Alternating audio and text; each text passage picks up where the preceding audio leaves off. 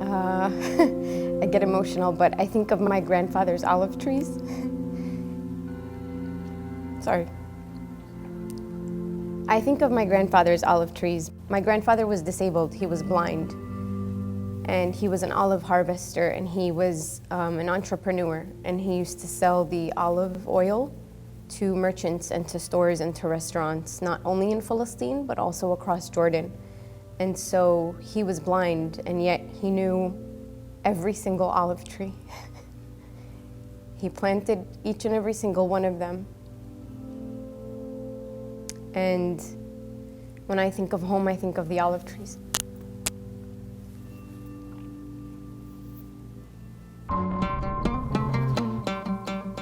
In 1996, my parents decided to move my siblings and I to Palestine in order for us to learn about the culture, learn about the country, and live with my grandparents. And so we picked up and we moved to Palestine. I was in 4th grade, and my parents registered us for a private school in Ramallah, in the city, so that we are not, we don't go to school in the town where everything was predominantly taught in Arabic. They wanted us to go to a private school where we would also be taught in English as well. So I remember in that very first week of going from Derdibwan, the town that my family is from, to traveling to Ramallah. In that very first week, there was skirmishes outside on the borders, as there usually are.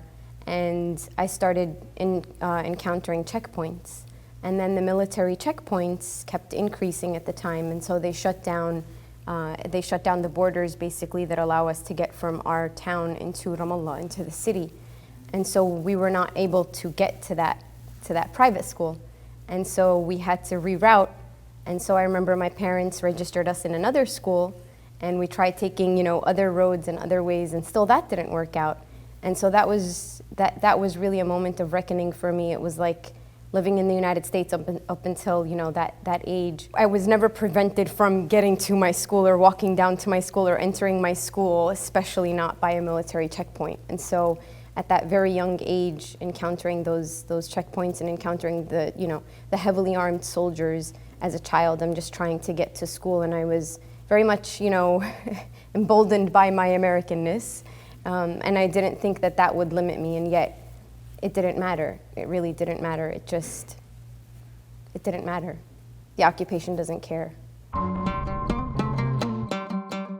My parents were born and raised in Palestine, and so it was really for them moving to the United States or immigrating to the United States of America for education and for work and for their economic well-being. It was really important for them when they started a family to ensure that their children knew where they came from, and for them to understand who they were as Palestinians, and to never forget really where we came from and who we are. So it was really important for them to upkeep that, as it is for many Palestinian families in America. And it's very often, especially from the town where I come from, it was very common, and it still is very common, for children to reach a certain age in America, and then their families pick up and take them back to the Middle East to expose them to the culture, to the language, to all of that, for them to get to know their relatives, and then, and to enculturate them in that sense. So that was always very important to my parents, and I'm very grateful. At the time I resented it and I protested heavily, but I am very, very forever indebted to them for that experience.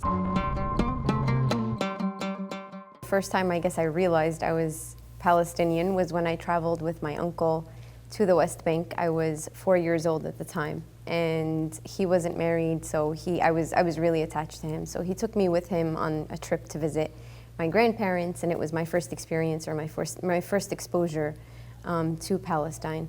And I remember that trip very vividly, because as a child you don't really remember too much from your childhood, but I really remember my experience at the airport when we landed in Tel Aviv airport. I remember being taken to the side with my uncle, and I remember the interrogation process that he and I both went through for hours and hours before we were released. And so that, I think, for me, that was a rude awakening. And then I entered into Palestine, and when I went and I arrived at my grandparents' home, the idea or the impression that I had that I was going to this magical, wonderful place, and then I get to this really dry, tight, small town. And everything was different. It was not Disneyland. It was not going to, any of these theme parks that I was used to as a child. So that was my first exposure to Palestine. It was definitely a beautiful trip. It became more beautiful as it grew on me. And then my connection to Palestine grew throughout the years. We would visit Palestine almost every summer with my parents and my siblings. Later on, as an adult, I visited Palestine, and then I later went to school in Palestine. And then that was really my moment of knowing who I was. And coming back to the United States of America in junior high school, I realized that I was different from all of the other kids, that something was inherently different inside of me, that I was different. There was something inside of me that was beyond just who I was as a little teenage American girl.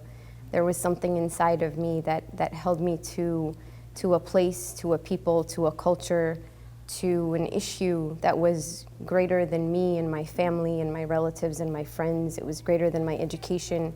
It was greater than my whole being. When I graduated from Birzeit University, I started interning, and then later I got a position at Leaders Organization, which is an NGO in the West Bank in Ramallah. And Leaders Organization is a nonprofit organization. I was part of the social and political program that they have for youth, and basically all the funding for the programs that they have go towards empowering the youth in Palestine. And so all of the grants, all of the projects, all of that. And so that very much was an exciting opportunity. And then later on, when I moved back to the U.S., I interned for the United Nations Relief and Works Agency, which is UNRWA. That was an interesting moment because little did I know that summer the crisis in Gaza broke out in July and August of 2014. I was at UN headquarters, in real time when things were unfolding in Gaza. And I was interning for UNRWA, which was pretty much under attack because UNRWA schools were attacked during that time. They said that they had given the coordinates to the Israeli forces, but the Israeli forces claimed at that time that Hamas was using UNRWA schools as shelters, and so they were sheltering their own militants in there, and so they bombed the UNRWA schools. And that was a really interesting time to be, in the Security Council and at the UN headquarters, seeing everything unfold, all of the events unfold before my eyes, and sometimes just being called in real time to translate what we're seeing on the TV, And then fast forward to now, I'm working for the International Rescue Committee on refugee resettlement, asylum, and integration. And that pretty much really ties back to my Palestinian identity because I think the most prominent issue when it comes to being Palestinian is the right of return.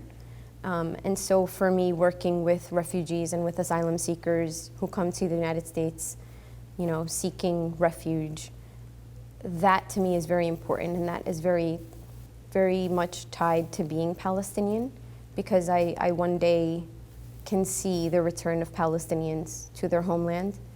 And I hope that one day I am able to use whatever I'm learning in my career right now to be part of that in the future. One thing I admire about my parents' generation is that they always went back. They never cut off Palestine. Palestine was always a part of them.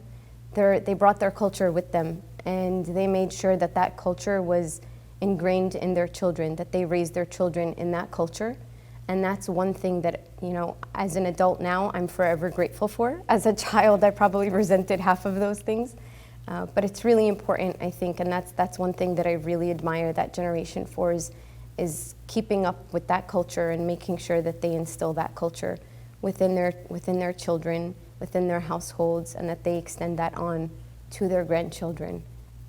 Keeping those stories alive, letting us know who our relatives are, our ancestors, their stories, their childhood, their upbringing, keeping that alive. I think that's really important. It really taught us, it really kept a fire ignited within us, that we belong to something bigger than who we are here in America. As a child, I did not very much enjoy my grandmother's stories about, her in the fields and running around to plant the olive trees or the olive harvest season. That didn't excite me as a child.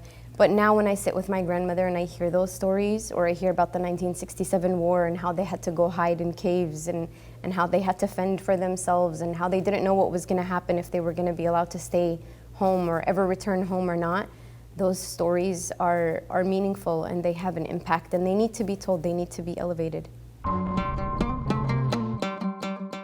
It couldn't be more of another myth that is trying to be perpetuated against our cause. It's not true at all.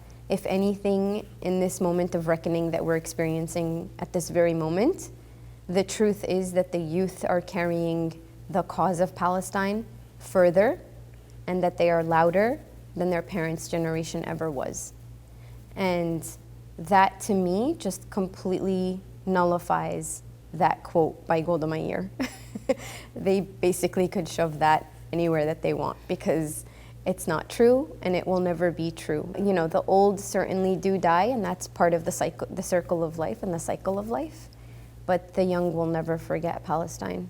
Palestine is ingrained within us. It's part of who we are, and it's part of who our children are. The message has been amplified, and I feel, especially just in the past couple of weeks or months with everything that's going on in Sheikh Jarrah, I feel like we're no longer mislabeling or misnaming what's going on in Palestine. I feel like the youth have reached a moment where we are able to call it out for what it is. We're able to call settler colonialism by its name. We're able to call ethnic cleansing out by its name. We're able to, to call out genocide when it's genocide. These are things that our parents were very much not able to do or didn't have the ability to do or to speak of in these terms, but our generation certainly does, and we're empowered to label it for what it is, and we're not afraid to do so. And they have this one pager about imagining a post-liberated Palestine or what a free liberated Palestine actually looks like. And I looked at that and I was like, oh my God, what's going on here? It's just not, that's too much, right? What kind of imagination do these people have? And yet that sat with me for a long time, and it made me hopeful, because we're no longer just thinking about the status quo. We are imagining Palestine free and what that means for us as individuals. And I feel like in order to ever accomplish something, you need to have a clear vision and a clear goal, right? Because then you could build the steps towards achieving that vision.